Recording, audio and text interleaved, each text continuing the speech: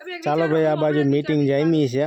શેની મીટિંગ છે? જલપાબેન અહીંયા મીટિંગનું આયોજન કરેલું. શેની મીટિંગ છે?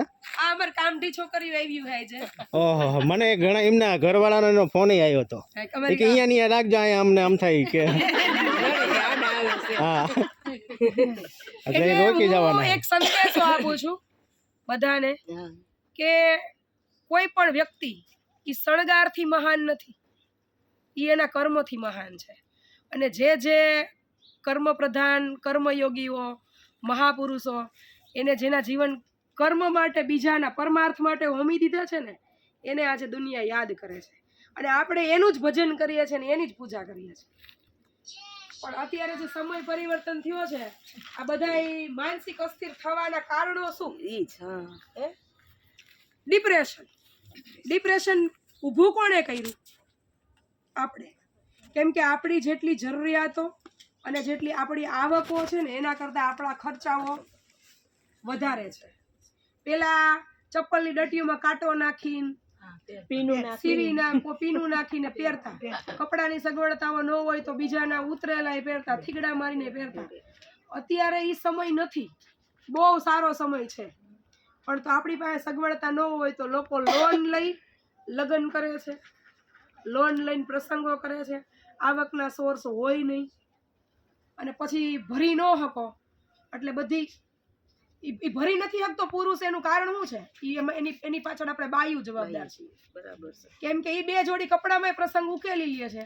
આપણને દરેક પ્રસંગના અલગ અલગ કપડાં જોઈએ છે, એ તો ઠીક, પણ આપણી સગવડતાઓ નથી ને એનાથી વધારે આપણે જેટલી આપણી જરૂરિયાત નથી ને એના કરતાં વધારે દેખાડો કરવામાં પૈસા જોઈએ છે. અને હોય તો વાપરો, પણ નથી તો બીજાનું જોઈને અનુકરણ કરી. અને તમે અત્યારે બધા 40-50 વર્ષના છીએ એટલે હજી હાથ પગ સરસ હાલે છે. 60 વર્ષ પછી આ બધા બોજા ભરશો છે એમાંથી. પછી તમે ઘરવાળા ઉપર દેખાડા કરો, છોકરાઓ ઉપર દેખાડા કરો, તો અશાંતિ ઉત્પન્ન થવાનું કારણ શું? એનું આમ લાંબી વિચાર કરો ને તો અશાંતિ સર્જન કરવાનું કારણ આપણે પોતે જ. બેનોને લાગુ પડે એમ પાછું ભાઈઓને લાગુ પડે. ભાઈઓને 2000ની બોટલ ખોલવાના પૈસા હોય, ઘરે છોકરાઓની ફી ભરવાના પૈસા ના હોય, દૂધના બિલ ભરવાના પૈસા ના હોય, લાઇટ બિલ ભરવાના પૈસા ના હોય. અને પછી આપણે એવું કહીએ કે હવે મોંઘવારી વધી ગઈ છે. મોંઘવારી ઈ મોંઘવારી કોને નડે? કે જે હાવ બિચારો મજૂર વર્ગ છે, રોજનું રોજ કરીને ખાય છે એને. જે મધ્યમ વર્ગ છે એમાં જે સાદું જીવન જીવે છે એને મોંઘવારી નથી નડતી.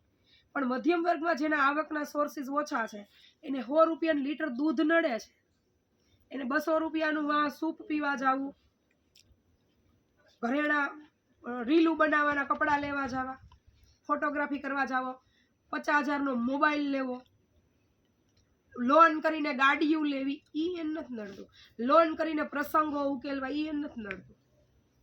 આપણે એમ કહીએ મોંઘવારી છે પણ કોના માટે?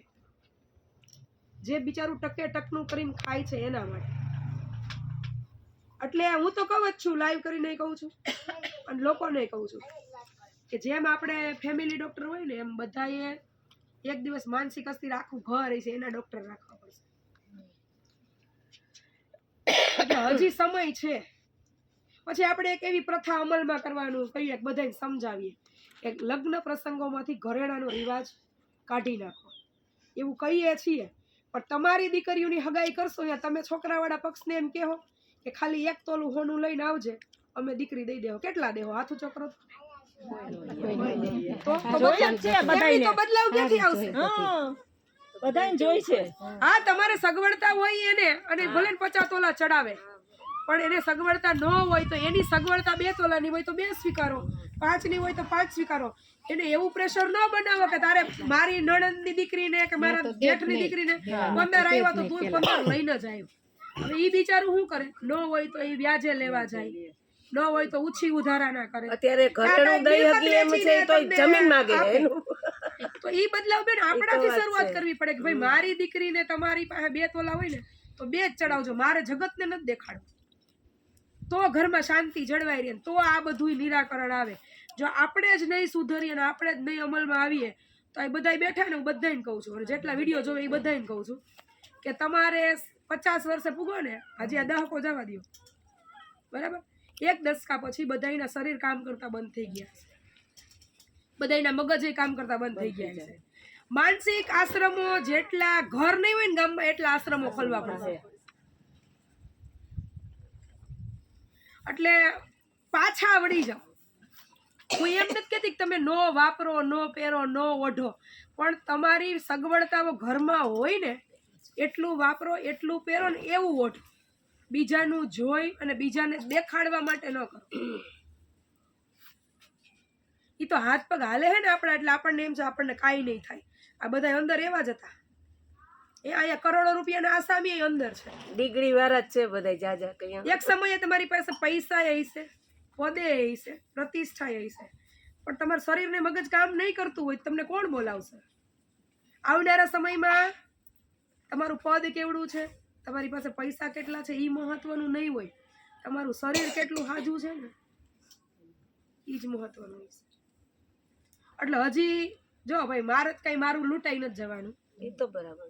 હું મારું જીવન તો હું જીવી ગઈ, હજી મારા આગળ જે ઈશ્વર મને દીધું હશે હું સંકલ્પોનાધીન જીવી લઈશ.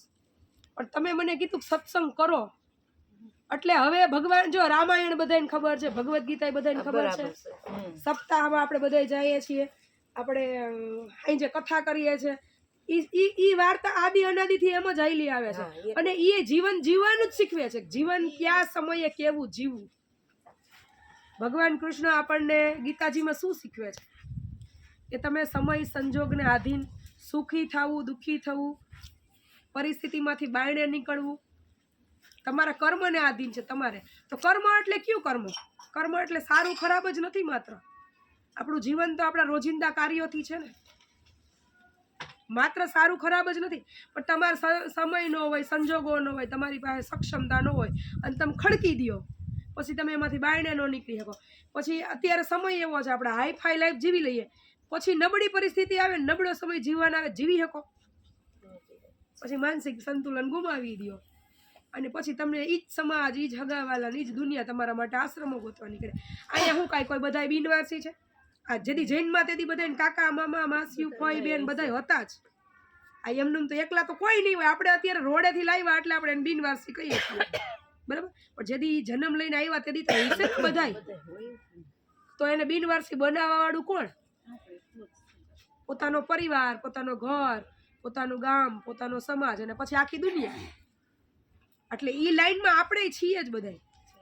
નહીં પાછા વળીએ તો અત્યારે શરીર હાજા છે. અત્યારે તમે વિચારો, એક એક દીકરા હોય કે એક એક દીકરી હોય, કા હારે વહી ગયો હોય, કા દીકરો કમાવા ક્યાંક વહી ગયો હોય, પછી તમે વૃદ્ધ થાવ ત્યારે એ એમ કે મારે મારા છોકરાઓનું ઘરનું પૂરું કરવું, તમને હાચવા.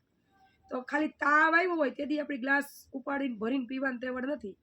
તો જેથી તમારી ઉંમર થાય, જેથી તમારી શરીર સાથ આપતું બંધ થાય, તેથી આ બધું કોણ કરશે? એટલે બે વસ્તુ વિચારવાની જરૂર છે. આપણા સારા ખરાબ કર્મ ઉપર તો નજર રાખવાની જ છે, પણ હારે હારે આપણી સગવડતાઓ જેટલી છે ને એવું જીવવાનું છે. બધુંય ઘરેણાથી કે બધુંય શણગારથી નથી. અને શણગાર એવું છે કે વૈભવી વસ્તુથી જ થાય. વૈભવી ઘરેણા તમે પહેરો, વૈભવી વસ્તુ હોય તો જ શણગાર થાય એવું જરૂરી છે? આપણી મમ્મીઓ માથામાં ગુલાબના ફૂલ લખીને તૈયાર થતી હોય, કંકુનો ચાંદલો કરીને નખ રંગીને તૈયાર થતી હોય, તો બધું શણગાર જરૂરી છે? ખાલી માત્ર વૈભવથી જ શણગાર થાય કે બહુ હીરા મોતીના ને માણેકના ને એવા તમે ઝવેરા તો ઘરેણા પહેરો તો જ તમે હારા લાગો એમ? એટલે આપણે જે સત્સંગ કરીએ છીએ, જે ધૂન કરીએ, જે ભજન કરીએ, જે કીર્તન કથા સપ્તાહયું કરીએ છીએ, હું તો લાઈવ કરીને કહું છું કે ખરેખર જેટલી કથાયું સપ્તાહયું ને જે થાય છે, ડાયરાઓ, ભજન નહીં, સંતવાણી નહીં, હે, તો એ મનોરંજન સિવાય એનો બીજો કાંઈ ઉદ્દેશ્ય છે? એમાંથી તમે લ્યો છો હું? તો એ સપ્તાહની તૈયારી હોય ત્યારે તમારા કર્મની તૈયારી કેટલી કે 7 દિવસમાં જેટલા સારા કાર્ય થાય એટલા કરી લેવાય, એવી કોઈ તૈયારી? 7 દિવસની જ તૈયારી. કોણ હું પહેરશે,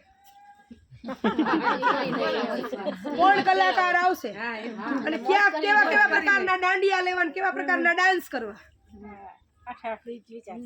7 દિવસની સપ્તાહમાં 7 દિવસની ક્યાંય મેં તો નથી જોયું હજી અત્યાર સુધી કે એવા કોઈ કર્મની તૈયારી હોય કે હાથે હાથ દી આપણા અહીં જેટલા સારા કાર્ય થાય એટલા કરો. હગાવાલાને તેડાવશે, બધાને ડ્રેસ કોડ નક્કી થશે, બધા ભેગા થશે, ખાશે પીશે, મનોરંજન કરશે. પણ ક્યાંય એવો જમણવાર હજી સુધી મેં કોઈ લગ્નોમાંય નથી જોયો.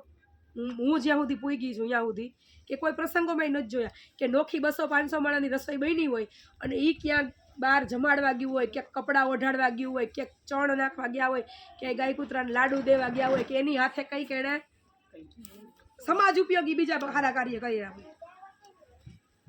આ જે કરતા હશે એ કરતા હશે ગયડા ગઈઠા, પણ મેજોરિટી તો હું આ જ જોઉં કે 3 મહિનાથી તૈયારીઓ હાલતી હોય પણ કપડાની જ તૈયારી હાલતી હોય. કોણ હું પહેરશે એને મેચિંગ જ ગોતતી હોય. અમારે સપ્તાહ આવે ને તો હું મેચિંગ તૈયાર કરી લઉં, પણ તમે તમારા કર્મોનું મેચિંગ તો કંઈ કરતા જ નથી. તમે સપ્તાહને હાથ દી કરો હું માત્ર મનોરંજન.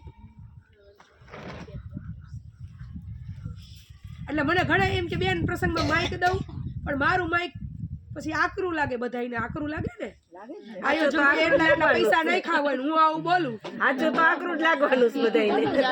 તો એમ કે તું તારું કરીને તારે સલાહ દેવાની જરૂર નથી, પણ તમે મને પૂછો છો ને અને મને કયો છો એટલે હું કહું છું. અને તમે હાજા રહ્યો, ગાંડા થઈ જાઓ, દુઃખી થાવ, મને તો કાંઈ તમારું કર્મ અડવાનું નથી. પણ જો જાગૃત થવાની વાત હોય તો આપણે જેટલા જાગૃત હશું ને એટલા આપણા ભવિષ્ય માટે ને આપણા બાળકો માટે સારું છે. નહીંતર આપણે જ નથી સાંભળતા, આપણે જે કરશું એ આપણા બાળકો કરવાના જ છે. ક્યારેક ટપોરતા રહેજો.